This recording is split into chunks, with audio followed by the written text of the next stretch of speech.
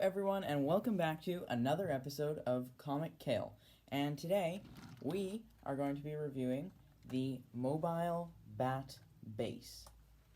So let's get right on into it. First thing we're going to be looking at is the cab section of the base. Now this is a really nice vehicle. Everything about it feels really solid, and there's a lot of just little features. There's a lot of stickers on this set.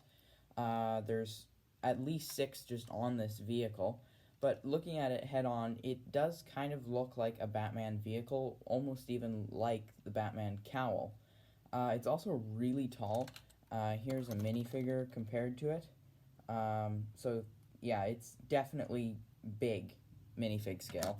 Probably more actually size to the size of a semi-truck. You'll notice this red lever at the back. We'll get to that in a minute, although I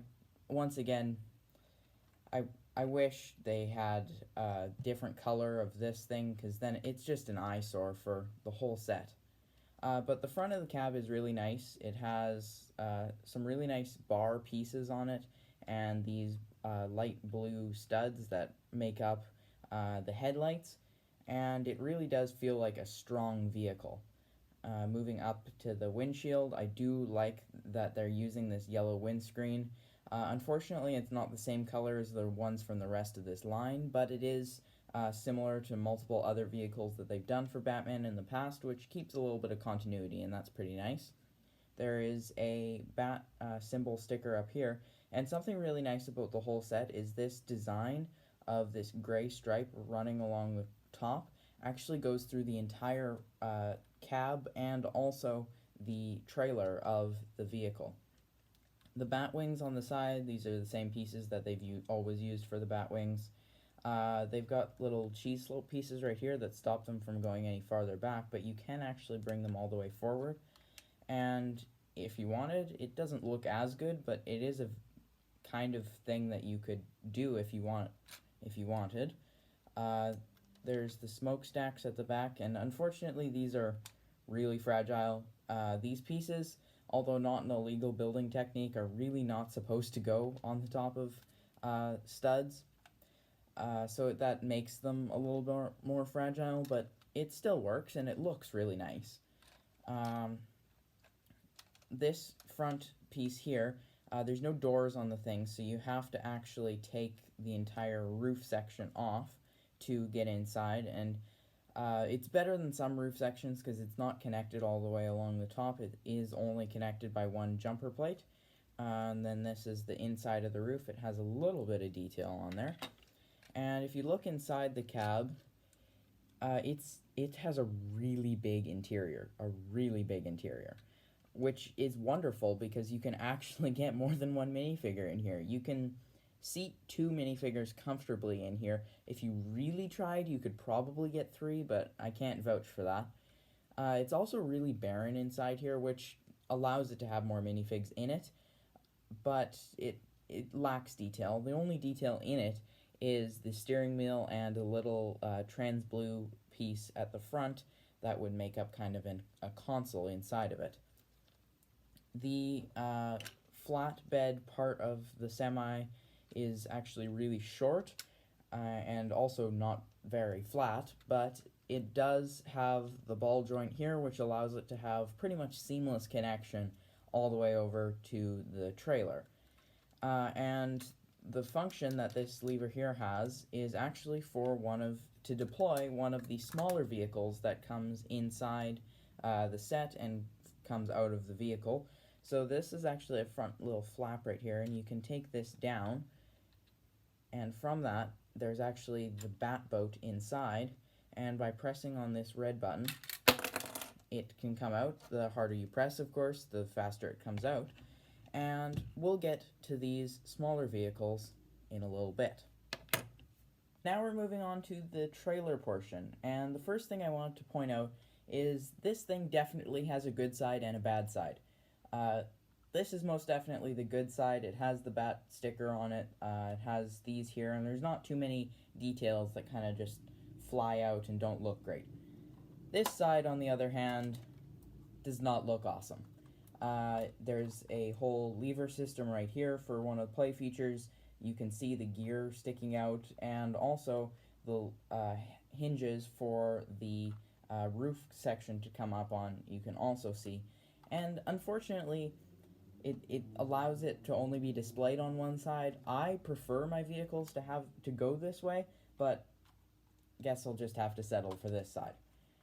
Like I said earlier, there's the whole gray design that follows up the top, and it does the same on here.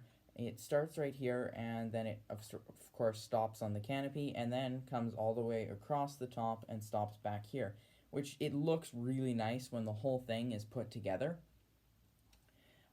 So there, it has a little kickstand here. It works pretty well for standing the thing up, but unfortunately, when you're building it, this is how they tell you to build it without the semi attached, which of course makes sense, but this stand is not good for pressing really hard with pieces together. So I'd be mindful when you're building this thing if you're pressing pretty hard on the pieces, because the entire thing might just go kaboom. Moving a little bit further back here, this is the entire canopy piece, which with this little lever here can come up and reveals the interior of it. At the top of this, they really didn't need to include this detail, but it's really nice that they did.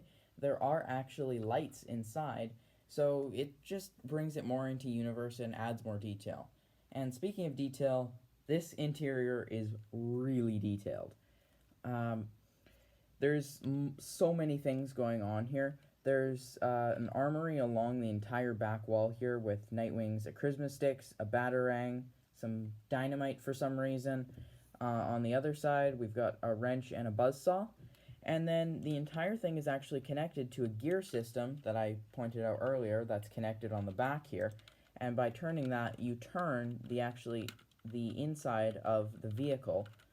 So that includes the seat here, which you can sit any of the characters on to operate the Bat computer, which is back here and looks amazing. It's so detailed, this sticker, and it says remote connection established here. There's a bunch of little things, some files, and Wayne Tech up here. It looks like how a Bat computer would look, so it's quite effective actually. The seat is also really nice. It's just a basic seat, but it has a sticker on either side. It's the same sticker, just reversed. And this printed dual cheese slope piece, which has been used many times before, but still looks really good for the set. Then over here, there's kind of an armory. There is a red coffee cup for some of the characters to use. There's also a stud shooter. We all know how those work, and they're annoying because you lose all the studs. I haven't seen this tranquilizer gun piece in a really long time, so it's interesting that they included it here. And then also we've got a buzzsaw piece, which doesn't really make sense as there's another one right there. But overall, it's really detailed inside and really well put together. On this side, we have the jail cell through here, which I'll try to get around to open, and it is really small on the inside. There's actually only 2x4 space in there, so you can barely get a minifigure in there, and it would probably be best as just a locked storage closet. Unfortunately, on this side, there is some open space right here, which kind of takes it takes away from the set, and even when the stand is closed, it still is very clearly open space. So that's kind of an unfortunate thing. But other than that, this interior is pretty much perfect. Coming back to the outside, there's two little closets here. This one inside is just a couple spare studs for the stud launcher. And this one actually has some fin pieces inside, if I can get it open here. And those fin pieces, they can be just attached to the feet of any of the characters. Alright, so moving along to the back here, there's obviously a play feature that works here, and it allows you to break out one of the prisoners from it. And using using this, you can come around here and actually knock the whole back off, and inside is the 2x4 space and the back side of that door, and you can get a better view of how actually small it is in there. Now moving on a little bit lower, this is another door piece that can come down, and it actually acts as a driveway for the bat cycle to come out of. And once again, we'll look at the smaller vehicles a little bit later, but there's your teaser of that. And it's pretty hollow inside, but it works well, and it looks pretty good as well. And this makes the vehicle very tall, but a little bit more realistic, honestly, because semi-trucks are quite tall, and once again, minifig scale here, it's very tall. You need at least 3 piled up to actually get to the height of the vehicle. So, coming around the front, here is another one of the vehicles, and this is a flyer thing, and it just detaches. It's a little bit hard to reattach the vehicle to it, but you can get a better look at the inside here. You can see all the way through into the interior, and there's just another detail that they didn't have to include, but they did, which is really nice, is this runway strip pieces here. So now on to the actual thing. I really don't know what to call this thing. It's not a vehicle that I think has ever come up in many comics, and honestly the only thing I can actually compare to it, which you'll see on the screen right now, is a thing called the Bat from the Christopher Nolan trilogy. It was kind of a Batwing thing, but I feel like it's more similar to this because it had a single propeller. It was a helicopter, and the propeller was in the back section. But there is no propeller, and there's these jets on it. So maybe it's an airplane, maybe it's a submarine, maybe it's a spaceship. You can decide. It does have these wings on it that can come all the way out, and actually they can come all the way forward as well, which, once again, odd look, but you can do that if you'd like. And then, of course, they can go all the way in and make it just flat so it connects better to the rest of the mobile base. Yellow canopy piece, once again, keeping it together, keeping it really nice and asymmetrical. Inside here, there's a little bit of odd piece selection with the red and the blue right there, but it is a decent-sized cockpit that you can fit one minifigure in.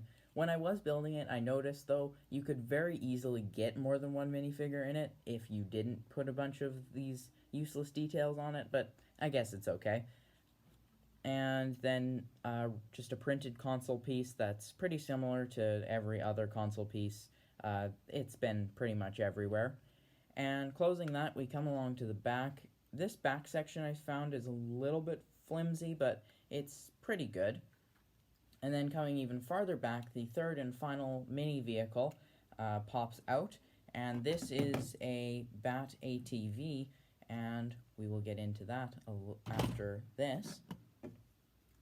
And without that in there, it looks kind of bare in the back, but I guess it is supposed to be deployed. You're not really supposed to have it off of it while you're flying this around, but it's pretty good other than that. So now we're going to get into the 3 smaller vehicles. These are pretty nice little things. They're just simple little builds, but they add to the set, and they add a lot to the set, actually. So this is the Bat. It's not really a boat, it's more of a jet ski, so I'm going to probably call it the Bat Ski, even though that's already a thing. It's confusing. LEGO didn't supply names for any of these things, and I sure have not seen it in any of the comics. It's got a tire piece at the back here that makes up the jet, and that's pretty nice. And you can actually see hints of the engine inside, which is a nice detail. And a big sticker on the front, which looks really good. And these handlebar pieces that I have actually personally never seen anywhere other than on jet skis, and I think would make good use elsewhere, but they didn't even use it on the ATV. Other than that, this is a pretty nice little vehicle. Here is the Bat Cycle. This is just the same sports motorbike that they've used everywhere, this time just molded in black. It has a Batarang piece on the back to at least give it some semblance of being Batman, other than these symbols on the side, on the stickers, which these are surprisingly the easiest stickers to apply in the whole set because they fit perfectly. If you're a Lego collector, you know the stress of putting stickers on sideways or crooked or something and then making the set not look very nice. Then the same motorbike wheels that they use for all of these. This is pretty much just a generic sports motorcycle that they've used everywhere. And the third and final vehicle is this ATV, which I've never seen a Lego ATV built like this. It's actually built on this odd angle using these angled pieces, and you roll it flat, but it keeps the minifigure actually facing kind of down, which I've never ridden on an ATV, so I don't know how accurate that is. If you know, please put it in the comments. But it has the same blue headlights as the rest of the set, so keeping some symmetry, and another bat symbol on the sticker here. Now on to the minifigures. We'll start here with the villain minifigures, and the probably least interesting one, Mr. Freeze. He is the same Mr. Freeze that they used in last season's sets, which is unfortunate because, I mean, we've got him already. In North America, he is a little bit more rare as he only came in the one set, but here in Europe, he actually came in a magazine as well, so he's not super rare. He does use this fishbowl piece, which makes his head look a lot larger than it actually is. I don't know if that'll pick up on camera, but it's definitely a strange thing to look at in real life. Unfortunately, the band on his glasses doesn't go all the way around the head, but I don't think they're capable of printing that quite yet, so that's a new innovation they have to work on, Lego. It does have some really nice chrome printing on the back and on the front, and his legs are actually in gunmetal gray, which is really nice. And his gun here, it's a different version of the gun than we got last year, which is nice to change it up at least a little bit. It uses a piece that I've never actually seen before, which has 4 studs, places for studs on the outside, and that allows it to be built like this. Although my one comment about this gun is, this stud's color is not the same as this stud, and I don't know why they didn't make it the same color, because this stud does come in this color. In fact, I have it right here.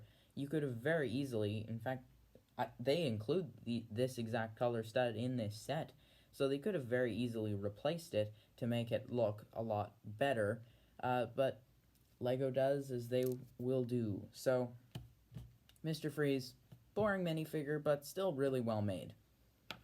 So next we have the 2 exclusive minifigures in this set for the villains, at least. We have ManBat here, which uses a very similar design to the ManBat that they made in 2014 with the set that also came with Nightwing, but this time in white, which I haven't personally seen ManBat in white before, but I'm not a huge Batman fan, so I don't read many Batman comics, so this could be something that happens quite a lot.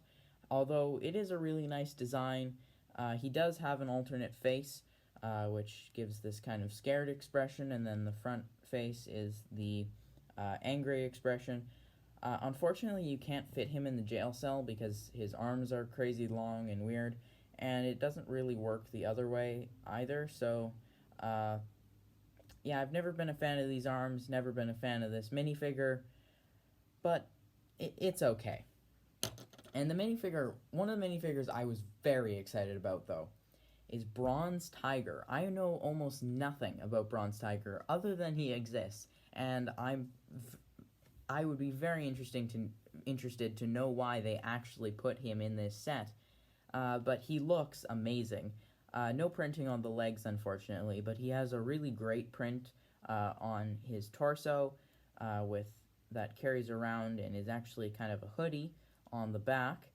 Um, Lots of just little details on it. And this face print is awesome. The orange eyes and the, I don't know if that's scars or war paint, but it's really interesting. He does not have an alternate expression, though, because, of course, he doesn't have any hair. So now, moving on to the hero minifigures. They make a really nice balance in this set because there is 3 villains and 3 heroes.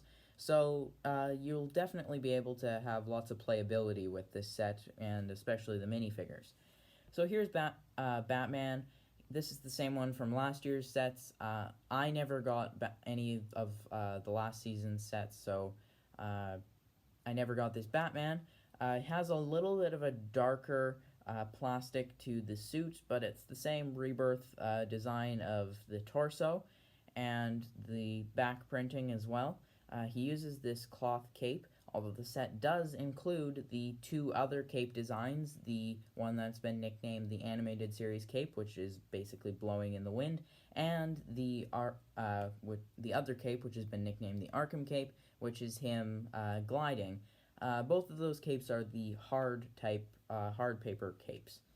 It's the same cowl mold that doesn't have the neck piece. But this face print is really interesting, as instead of using just a bandana along the top, they finally have goggle pieces, which look a lot more interesting and also probably better for the character.